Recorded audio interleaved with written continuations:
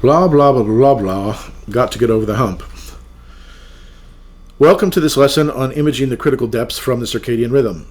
This material will take the circadian rhythm through a three-step transformation from its linear sequence into a reverse image before its upright presentation as a 2x6 table.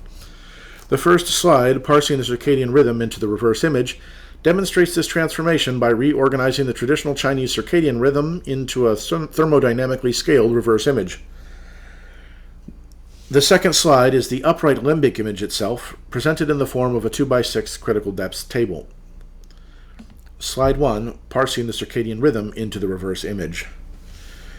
The process demonstrated here is meant to familiarize the student with the internal structure of both the traditional Chinese circadian rhythm and the thermodynamic scale inherent in the upright limbic image of the critical depths table.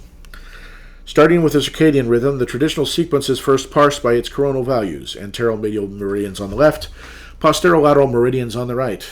The next step in the transformation reassigns the three sequential meridian pairs of posterolateral expression to the space between those anteromedial meridians known to demonstrate thermodynamic properties of comparable absolute values, such that the negative Fahrenheit values of the channels on the left are held equivalent to the positive Fahrenheit values of the channels on the right when both sides' incremental values are taken as absolute. Finally, the anteromedial and posterolateral meridians are grouped into 2x2 blocks within intersections labeled for both their anatomical and physiological situations. Each of these blocks is classified sufficiently to construct the meridian expressions found elsewhere in this material. On the far right-hand side is a simple reverse image meant to demonstrate a common principle of imaging used so frequently in modern Chinese acupuncture. Slide 2, critical depth imaging, the upright limbic image. The last slide in this lesson is the critical depths table itself, held in its direct relationship to the upright limbic image seen there on the right.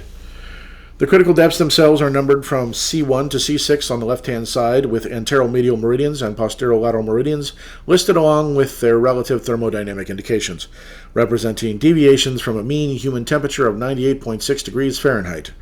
Adding or subtracting the appropriate range from the mean value will provide the exact scalar indications. The upright limbic images provided on the right-hand side are generally consistent with modern practical standards, such that the cephalad and superior caudal regions of the body are held in direct terminal relationship with both the shoulders and the hips, while the inferior caudal and pedad regions are held as being directly relative to the hands and feet. The critical depth table, rendered from C1 at the top to C6 at the bottom, is understood to be in a direct relationship with the upright limbic image of the relaxed standing person, their transverse plane and vertical axis. Matters pertaining to the discipline of imaging in general, as it is applied within the field of modern community acupuncture, pertain to these parameters most frequently, and treatment of special situations relative to imaging across the sagittal or coronal planes and along their respective horizontal and long axes will treat such situations within the relevant context.